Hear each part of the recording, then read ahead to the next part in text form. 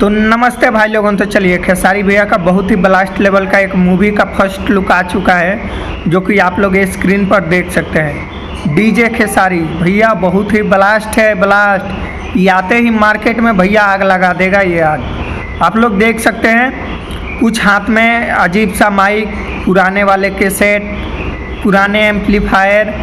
तो आप लोग को बता देना चाहता हूँ कि ये कुछ सिंगिंग पे है मूवी, गाने के ऊपर। तो ये कॉमेडी है, थोड़ा बहुत ही मज़ा आएगा।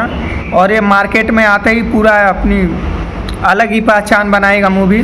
तो आप लोग मेरे साथ जुड़े रहिए। इसका टीजर बहुत ही जल्द आने वाला है। मैं उसका भी अपडेट आप लोगों के बीच बताने वाला हूँ कि कब टीजर आएगा। तो आप लोग मेरे साथ जुड़े रहिए।